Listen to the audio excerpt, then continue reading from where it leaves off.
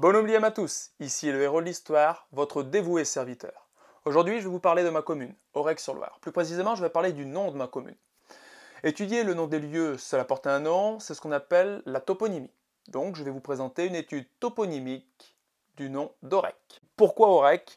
Pourquoi ce nom? Qu'est-ce que l'étymologie de ce nom pourrait bien m'apprendre sur l'endroit où je vis depuis tant d'années? C'est à partir de cette question que je me suis lancé dans une enquête toponymique. Si les réponses à cette question vous intéressent vous aussi, restez avec moi jusqu'à la fin, je vais tout vous raconter.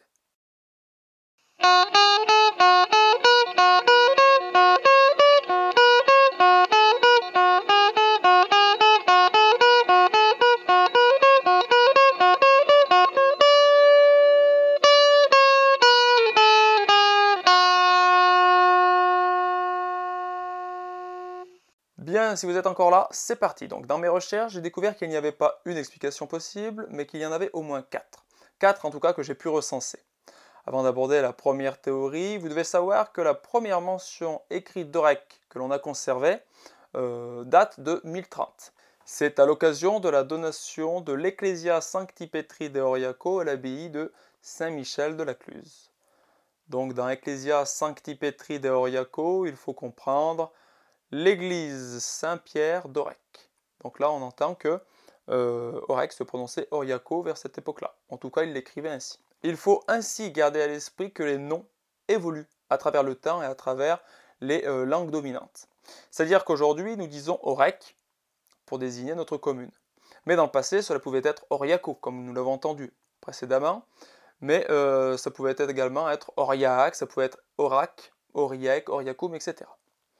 Maintenant que je vous ai dit ça, on peut commencer la première théorie. C'est celle qu'avance monsieur l'abbé Colli. Il présente tout d'abord les différentes variations qu'a pu connaître le nom d'Aurec, Auriacum, Auriec et Aurec, pour ce qu'il a recensé lui. Il s'agirait d'un mot latin avec une influence celte, et cela voudrait dire lieu ou sol d'or.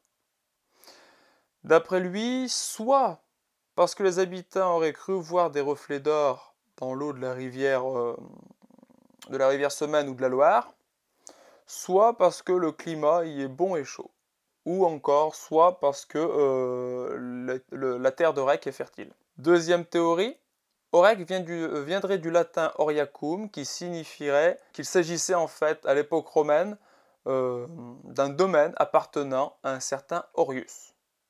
En effet, les noms se terminant par ac aujourd'hui pourraient en partie avoir le sens de appartenant à. Cette explication est intéressante parce que cela supposerait une occupation humaine du territoire d'Aurec qui daterait d'au moins de l'Antiquité romaine. Troisième théorie, c'est celle que soutient notamment M. Henri Wronecki. Pour lui, Aurec viendrait du celte Aouec, qui signifierait le coin de la rivière. Par déformation, cela serait devenu Aurec au fil du temps. Donc théorie intéressante, mais malheureusement M. Wronecki n'en dit guère plus et il ne dit pas d'où il tient cette information. Dans la même idée, s'ajoute ce que dit M. Bernard Lyonnet, qui travaille sur l'origine des noms de lieux. Donc il dit qu'il s'agirait effectivement d'un terme celte, Aouaria. Alors je ne sais pas si ça se prononce comme ça, mais voici comment ça s'écrit.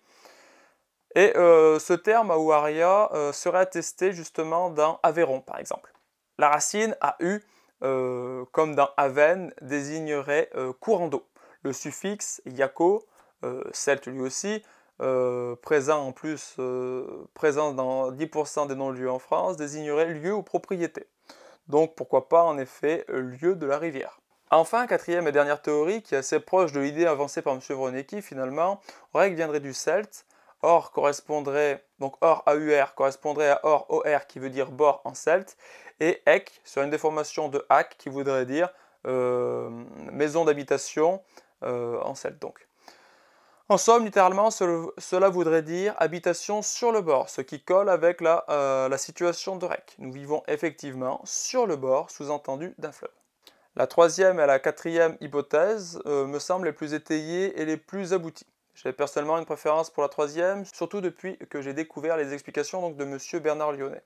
Dans un cas comme dans l'autre, en tout cas, cela voudrait dire que l'occupation humaine du territoire d'Aurec remonte au moins à l'époque gauloise, d'avant la conquête romaine. Ce qui semble tout à fait pertinent quand on pense par exemple à la pierre druidique que l'on appelle aujourd'hui de Saint-Martin, ou encore à la chapelle Notre-Dame de la Faille qui aurait été bâtie sur un ancien lieu de culte druidique.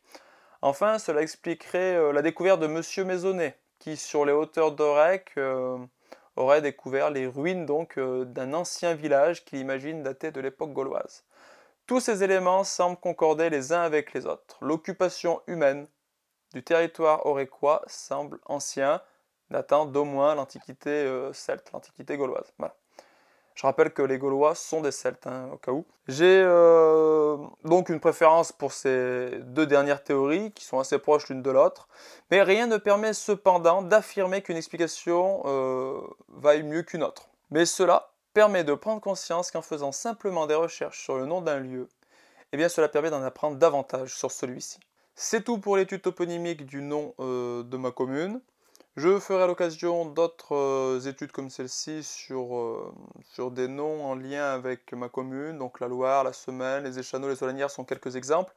J'espère que cela vous a plu, n'hésitez pas à commenter et à partager la vidéo. Et bien sûr, abonnez-vous pour ne pas rater les prochaines vidéos sur l'histoire d'Aurec-sur-Loire. C'était le héros de l'histoire, pour vous servir.